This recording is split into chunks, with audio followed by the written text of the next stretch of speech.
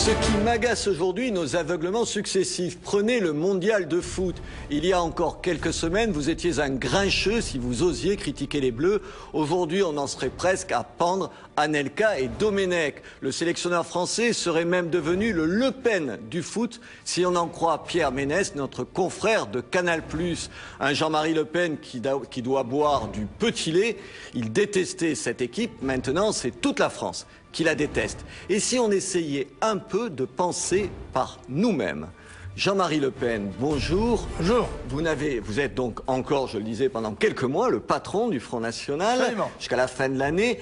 Vous avez toujours détesté ces Bleus. Vous êtes content de cette débâcle? Non, je n'ai pas détesté les Bleus, j'ai pas détesté les... J'ai détesté la politique politicienne qui faisait de l'équipe de France un drapeau de l'antiracisme au lieu d'en faire un drapeau du sport. Ça finissait par pas les aimer eux-mêmes quand même, honnêtement. Non, mais, je vous ai jamais vu applaudir. Ça leur donnait aussi une arrogance qui a transpercé dans l'actualité, on l'a vu les temps derniers.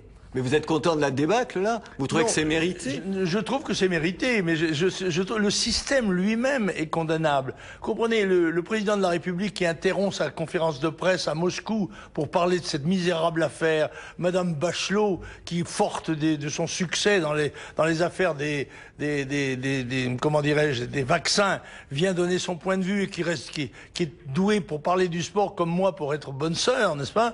Eh bien, tout ça est un mélange de de loupés, de choses minables. Mais Monsieur Le Pen, en même temps, je lis un communiqué où vous demandez la démission de Madame Bachelot. Oui. Ça n'a rien à voir avec elle. Est-ce que vous mêlez pas la politique à un lieu où il y en a pas? Oui, mais je dis que c'est une affaire tout à fait politique. Pourquoi c'est une affaire? La fédération, ça ne dépend pas du gouvernement. Je vais vous dire pourquoi. C'est parce que le choix d'avoir pris l'équipe de France comme porte-drapeau de l'antiracisme interdisait toute critique. Dès que vous émettiez la moindre critique, comme je l'ai fait par exemple, quand je m'étonnais de voir que l'équipe de France ne chantait pas la Marseillaise, il était immédiatement dénoncé comme fasciste, puisque brusquement j'attaquais en quelque sorte un mythe, le mythe de l'antiracisme, qui est un mythe sacré en France. Qu'est-ce qui explique cette situation d'après vous?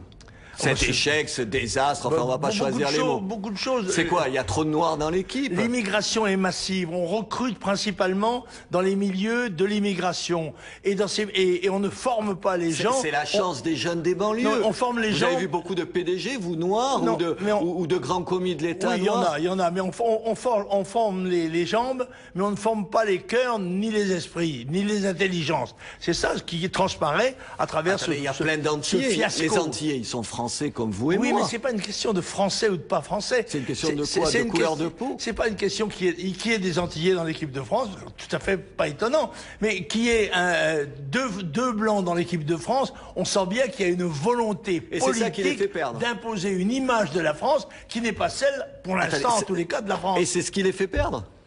Honnêtement, sérieusement, bien sûr que non. Non, mais il y a beaucoup d'autres raisons. C'est quoi les autres raisons? Parce qu'ils sont payés beaucoup trop cher. Enfin, comme tout le monde, Monsieur Le Pen. Non, comme n'importe quel joueur, anglais, espagnol, italien ou allemand. Oui, vous croyez qu'il gagne moins? Oui, mais ce qui est mauvais en France n'est pas forcément bon en Angleterre ou ailleurs. Hein. Les mêmes coachs dans les autres équipes, ça marche plutôt bien. Ça marche. Quand mieux, en tout cas, si j'en vois pour les résultats. Quand il n'y a pas d'accident. Mais d'ailleurs, notre équipe n'aurait pas dû être sélectionnée. Elle est le fruit d'une escroquerie. On a volé sa place à l'équipe d'Irlande. On n'avait pas à être là. On a volé la place de l'équipe d'Irlande. Si on avait respecté les règles de la sélection, l'équipe de France n'aurait pas été sélectionnée et il n'y aurait pas eu ce scandale. Est-ce que ça veut dire que vous souhaitez qu'ils perdent tout à l'heure? Je ne souhaite pas qu'ils perdent, non, qu'un beau désespoir, enfin les secourus, je ne sais pas. Je ne souhaite pas qu'ils perdent. Le sport est un jeu, c'est un jeu sportif, c'est un spectacle sportif. Faut pas en faire la colonne vertébrale de la société française. Mais en même temps, c'est ce que vous faites. Moi, je vais juste lire une citation de vous, du Front National, pas de vous personnellement. Cette débâcle sportif et morale n'est qu'une illustration de ce qui se passe dans la France de Sarkozy. Honnêtement, c'est pas politiser des choses qui n'ont pas à voir direct. C'est pas Sarkozy qui est responsable de ce désastre. C'est peut-être notre pays, sûrement pas Sarkozy. Sarkozy a soutenu Domenech et Domenech n'a pas caché que sa méthode de sélection était une méthode idéologique et pas sportive. Enfin, voyons, c'est une complicité évidente. Donc c'est une affaire politique au premier chef et on sait que le spectacle sportif qu'est le football aujourd'hui est un événement politique de première grandeur. On le voit bien d'ailleurs, le fiasco de l'équipe de France rejaillit sur la France tout entière. Donc, il gagne trop d'argent, disiez-vous. Donc Anelka, par exemple, se flatte de ne pas payer d'impôts en France. Je comprends que ça vous choque. Oui, c'est choquant, oui. Quand Madame Bettencourt reconnaît après une campagne de presse qu'elle fraude le fisc, parce que c'est ça, qu'est-ce que vous en dites? Ben, ça choque aussi. Est-ce que, attendez, est-ce que ça veut pas dire que finalement il y a deux poids deux mesures? On se scandalise quand c'est des Noirs originaires de banlieue qui gagnent beaucoup d'argent et on s'en scandalise moins quand c'est notre grande bourgeoisie? Je crois pas, moi. Pour autant que je relise la presse, je m'aperçois que les critiques sont les mêmes à l'égard de Madame Bettencourt qu'à l'égard des footballeurs. Et chez vous aussi? Et seulement Madame Bettencourt n'insulte peut-être pas l'arbitre.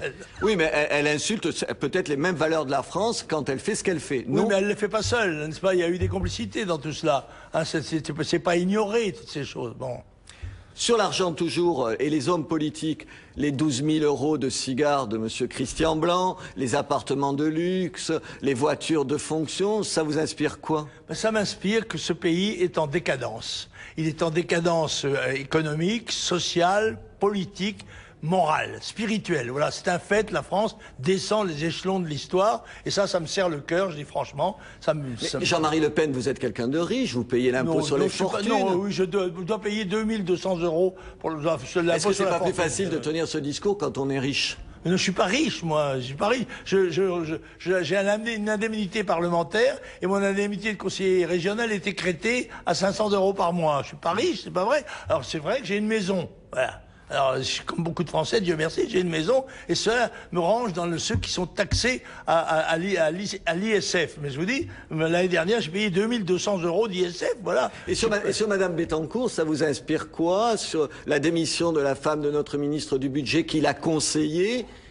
Bah écoutez, je sais pas, j'ai peine à croire. C'est comme le supérieur de M. Kerviel qui était tellement incompétent qu'il ne savait pas de quoi il ressortait dans toute l'affaire de son subordonné. Et ben, de la même manière, on ne peut pas ignorer. Enfin, je sais pas si Madame Woerth était la chargée de la fortune de Madame de Bettencourt. Elle ne devait pas ignorer quelles en étaient les composantes et les localisations. Et son mari devait le savoir. Bon, je pense aussi. Ça veut dire qu'il faut que M. Woerth démissionne? Bah, à ce moment-là, tout le gouvernement devrait démissionner.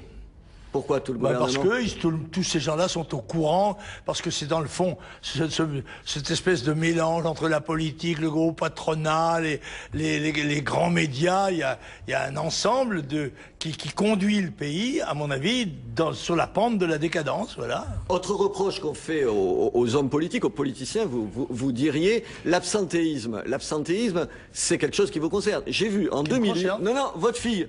En 2008, elle était parmi les 78 élus français au Parlement la moins assidue. Qu'est-ce que ça veut dire? Parce qu'elle a beaucoup. Vous voulez faire la politique différemment, alors il faut la faire différemment. Elle a beaucoup d'autres fonctions, hein, faut bien le dire. Tout le monde a cette excuse-là. Ah non, tout le monde n'a pas cette excuse-là. Non, pas du tout, parce que elle présidait. Il faut en finir avec le cumul, monsieur Le Pen. Il faut en finir avec le cumul des mandats, si c'est ça. Finissons-en, que la loi l'interdise. Moi, je suis d'accord, pourquoi pas? Pour elle aussi.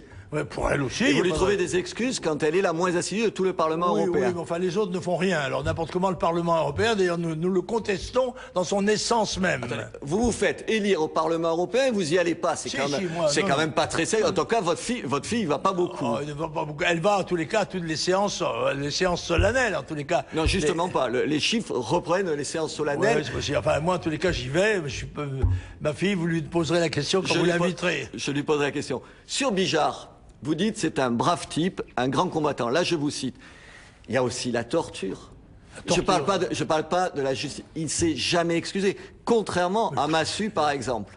Écoutez, j'ai lu les affirmations de Madame Iligariz, c'est délirant. C'est une dame qui, malheureusement, n'a pas la pleine possession de ses moyens. On ne torturait pas en Algérie, je ne sais pas. Qu'est-ce que vous appelez la torture, d'abord? Enfin, la baignoire, c'est quoi? La baignoire, c'est quoi? On faisait de la baignoire. Oui, non, attendez, vous avez bien compris, la tête dans l'eau jusqu'à ce qu'on meure étouffé, ça veut dire quoi? C'est pas de la torture, ça? Je sais pas, peut-être, mais c'est la gégène sur les parties génitales. C'est la guerre.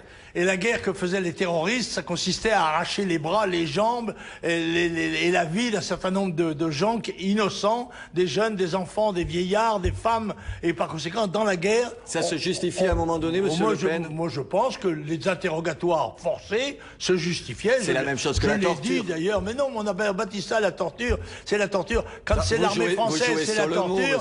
Quand c'est l'armée soviétique, c'est pas la torture. C'est la torture aussi, non, bien sûr. Non.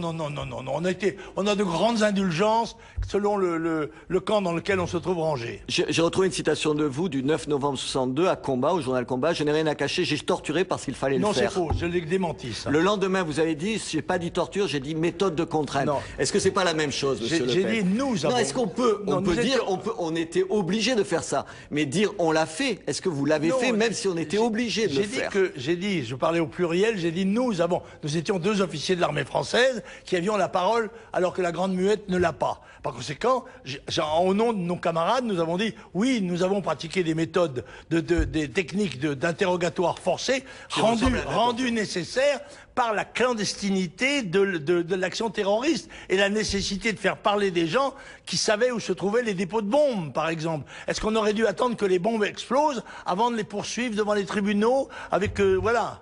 Deux petites questions sur les retraites. La retraite à 60 ans, c'est bien? À 62 ans, c'est bien? C'est inévitable? Non, mais, en Allemagne, elle est à 67 ans.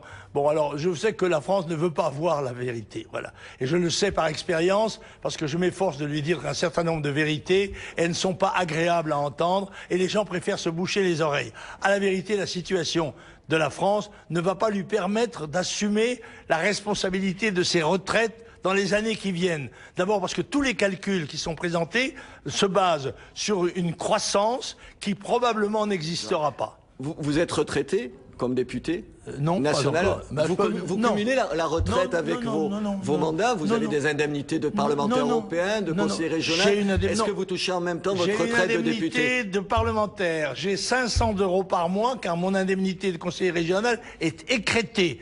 Et évidemment, je n'ai pas de pension de parlementaire pendant que je suis en exercice. Très bien. Un dernier point, une dernière question. Vous êtes, oui ou non, le parrain de la fille de Dieudonné? Absolument. Je suis le parrain de Plume, la petite fille de Dieudonné. Oui, absolument. Voilà, parce que comme il l'a jamais confirmé, voilà une confirmation. Moi, je le confirme. Écoutez, il ne peut pas la confirmer. Ça a été fait à Saint-Éloi, à Bordeaux, coram populo, comme doivent se faire d'ailleurs les baptêmes dans la religion catholique.